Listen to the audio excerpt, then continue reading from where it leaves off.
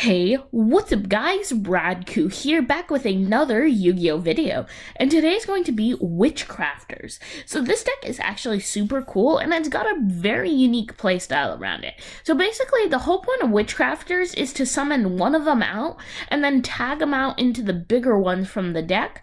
Then they all have graveyard effects, so that they continually use themselves to gain advantage. So without further ado, let's jump right into the deck. Starting things off, I play 2 copies of Witchcrafter Golem or Ruru. So this card's pretty good. It's the only one that has an effect to tag out from the hand. When your opponent activates a card or effect that targets a spellcaster, basically return the spellcaster to the hand, then special summon this card, or you can return or target one card your opponent controls or one Witchcrafter spell in your graveyard. Special summon this card, and if you do, return that target to the hand. So no matter what, you always gain advantage with this card, as well as the fact that it's just a really great beat stick, like with 2800 attack. Then I play 2 copies of Witchcrafter Hene. Your opponent cannot target other spell cards you control, or spellcasters you control with card effects. Quick effect, you can discard one spell, target one face-up card your opponent controls, destroy it. So the thing is that the bigger Witchcrafters can't tag out into the smaller ones, but the smaller ones are supposed to tag out into the bigger ones. So this is one of your best targets for it, like second best next to Madame Verre. But really, you just kind of want to sit on this card, and then use it to snipe your opponent during their turn. Even though it's a hard once per turn, you still have that ability to just destroy them during their turn, and that's really good. I played 2 copies of Witchcrafter Madame Verre. This card is actually the best card in the deck, like best period. So it has a first effect, which isn't very good. Reveal any number of spells from your hand with different names, and then your battling monster gains 1000 attack for each revealed until the end of the turn. Not very good, but this is where the power starts. Quick effect, you can discard one spell, negate the effects of all face-up cards your opponent currently controls. As well as the fact that we have a spell card called Witchcrafter Unveiling, which is a quick effect. Special summon one Witchcrafter from your hand, and if you do, your opponent cannot activate cards or effects in response to spellcaster's effect during this turn. Meaning that you can use that during your opponent's turn to special summon a Madame Verre from your hand. Then it makes all your effects spell speed 4, so that way your opponent can't do anything when you negate all of their effects on the field, which is so busted. Like, literally, you could just negate their effects and then their board would be completely useless. Especially with a 2800 body, that's really good. I play 1 copy of Witchcrafter Adele. Quick effect, you discard one spell, special summon one Witchcrafter from your hand, except Adele. You contribute this card, then target one spellcaster in your graveyard, special summon it. You can only use the effect once per turn. It's a decent one of. It's not really good enough to play it anymore, but I kind of like it. I play 3 copies of Witchcrafter Shemitah. During the main phase quick effect, you contribute this card, then discard one spell card to special summon one Witchcrafter monster from your deck, except Shemitah.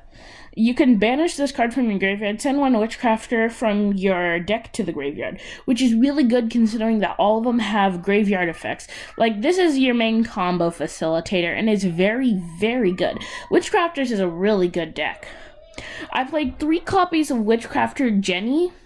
During the main phase quick effect, tribute or discard a spell card, special summon one Witchcrafter from your deck. I'm gonna ignore that for the rest of them. You can banish this card from your banish this card and one other Witchcrafter spell from the graveyard.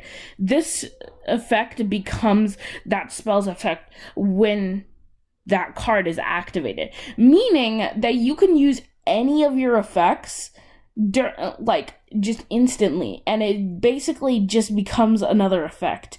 It's so busted. This is like a really good card, and it's a great combo facilitator with Shemitah, and it means that by discarding your spells, you're not going to lose any advantage, which is really, really good.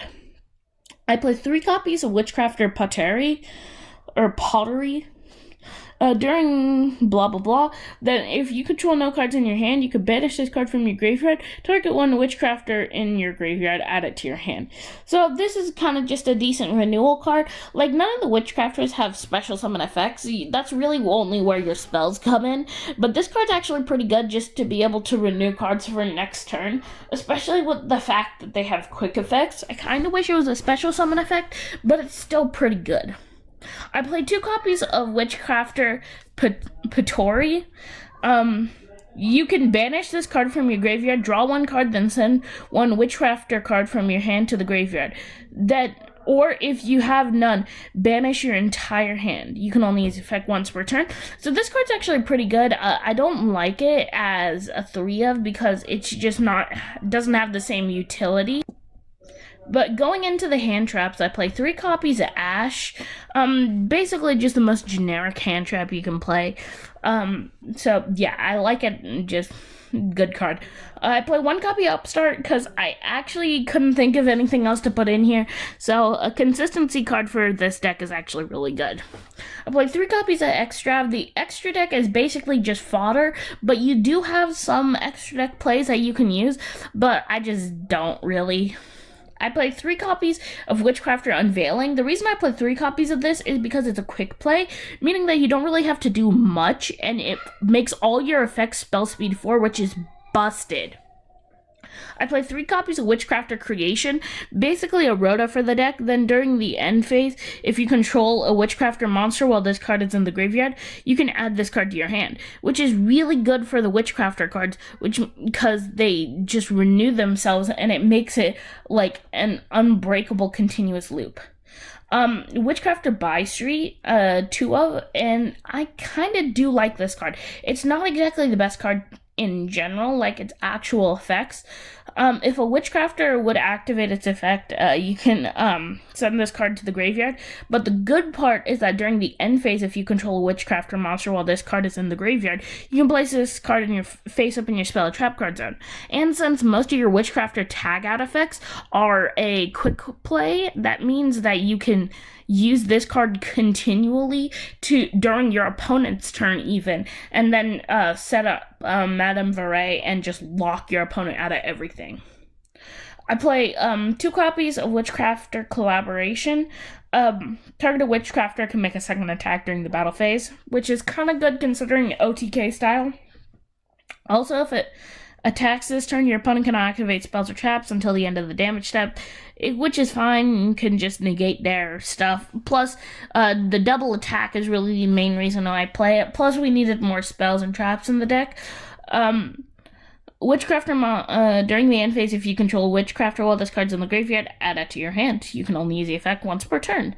I just really like how you can loop all of their effects, and really, this card's pretty good, like, despite the fact that you don't really need the double attack. The double attack is really good for the deck. I played 2 copies of Masterpiece. This card is really good. I wish it was a spell card, but it's a trap. If you control a Witchcrafter, target 1 spell in either graveyard. Add 1 card with the same name from your deck to your hand. That's really good. And realize it says either graveyard, meaning that if your opponent's playing Extract, you can search your Pot of Extravagance. This card searches your darn Pot of Extravagance for no cost. During either player's turn, except the turn that this card was sent to the graveyard, banish this card and any number of spells from the graveyard. Special summon 1 Witchcrafter whose level is equal to the number of spells you banished, which is actually kind of good. You would need to do this during your turn, like your main phase, just so that you can get around the fact that your spells add back to your hand. But the fact is that this card's busted. Like, it's really good. I played 3 copies of There Can Only Be One because this is the perfect deck to play it in.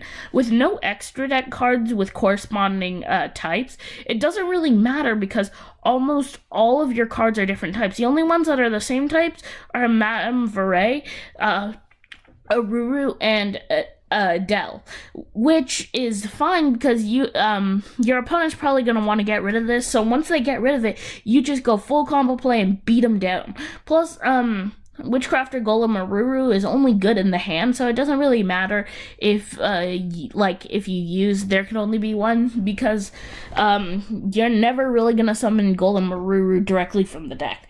So that is it for the main deck. The main deck is really solid. I really like this deck. And yeah, going into the extra deck, access code Boral Sword for OTKs. One Saryuja Skuldred because it's Saryuja. The full Nightmare lineup, I decided to play Griffin because I needed another place in the deck. One IP Masquerena for your Nightmare plays. One Crowley, the first Prophesier. I actually just recently did my my Magistus deck, and I think this is the card it was based, the Crowley Magistus Grimoires was based off of. I play one Daybreaker because it's generic for spellcasters. One Link Reba because we do play monsters that are level 1. I play 2 copies of Celine because it's another spellcaster target. Plus, it's just meh.